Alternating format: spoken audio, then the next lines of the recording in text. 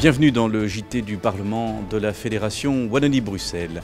Nous ouvrons ce journal avec un reportage inédit sur une publication réalisée par l'administration du Parlement concernant le Covid et son impact sur le fonctionnement de l'Assemblée. Reportage.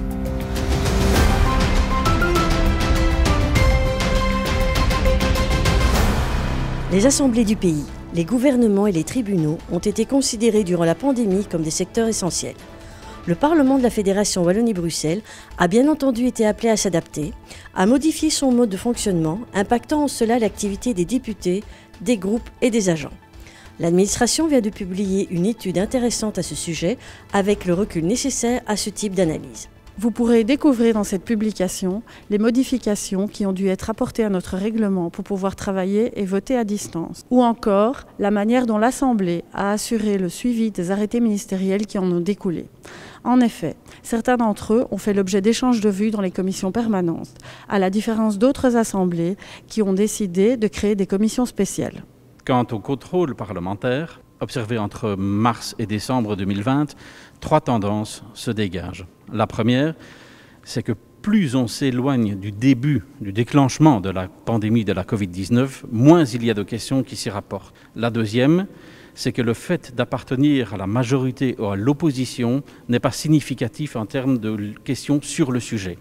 La troisième, c'est que ce sont les compétences qui ont focalisé les questions sur la Covid-19, certaines suscitant beaucoup plus de questions que d'autres. En période de Covid, il faut observer quelles sont les meilleures pratiques pour un Parlement, quelles sont les attitudes des services, des parlementaires, pour permettre le contrôle démocratique évidemment, mais aussi de poursuivre le travail normatif qui est celui d'un Parlement. On peut dire que les services ont permis aux parlementaires de poursuivre leur travail dans de bonnes conditions.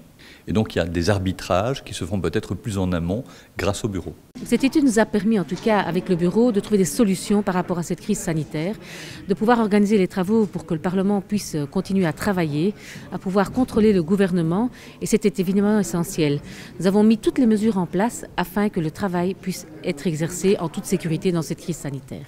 Mais l'objectif premier, c'était évidemment de faire face à cette pandémie. Il est important pour un Parlement de pouvoir être comme toute autre entreprise ou institution. La majorité des députés interviennent par vidéoconférence dans les commissions, en séance plénière. C'est important pour un Parlement qui gère les compétences de l'enseignement notamment, de s'appliquer aussi les contraintes qu'il met aux établissements d'enseignement supérieur, d'enseignement secondaire. Je pense que l'enjeu essentiel durant cette crise était de pouvoir continuer à travailler correctement, tant pour les députés de la majorité que de l'opposition, puisque notre rôle est clairement de défendre le citoyen. Que le député puisse continuer à défendre le citoyen, à interroger le gouvernement sur la crise, mais aussi sur les autres sujets qui continuent, puisque la vie continue. Ouais, c'est-à-dire que c'est aussi important pour voir un peu ce qui s'est fait ici, en comparaison par exemple à ce qui a pu se faire ailleurs. Par exemple, il a été remarqué qu'ici on avait finalement mis le Parlement entre parenthèses pendant plus d'un mois, ce qui ne s'est pas forcément fait ailleurs. Les pouvoirs spéciaux ont été demandés 2 fois, ils n'ont pas été demandés 2 fois à certains endroits, donc c'est intéressant de pouvoir un peu faire les comparaisons. Nous, par exemple, on n'était pas favorable certainement la 2e fois aux pouvoirs spéciaux, et donc je pense que c'est intéressant de pouvoir faire des comparaisons.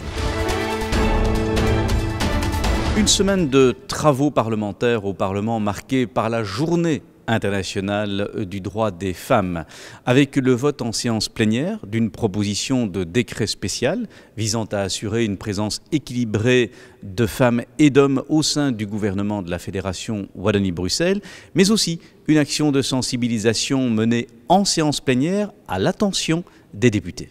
En cette semaine du 8 mars, Journée internationale des droits des femmes, plusieurs initiatives ont été menées au sein du Parlement de la Fédération Wallonie-Bruxelles. Une proposition de décret spécial modifiant la loi spéciale de réformes institutionnelles du 8 août 1990 a été votée lundi 8 mars en commission et mercredi 10 mars en séance plénière, afin de garantir la présence d'au moins 1/3 de femmes et d'hommes au sein du gouvernement de la Fédération Wallonie-Bruxelles. Le Parlement est très engagé dans la défense des droits des femmes et dans l'égalité entre les femmes et les hommes, notamment via le mouvement I4CHE.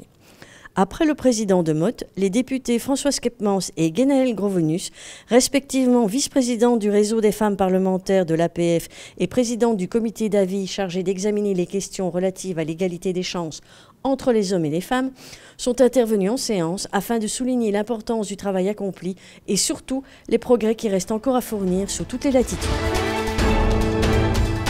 Et pour clore cette édition, un focus particulier sur la remise de prix pour la démocratie et les droits de l'homme au Parlement ce mercredi.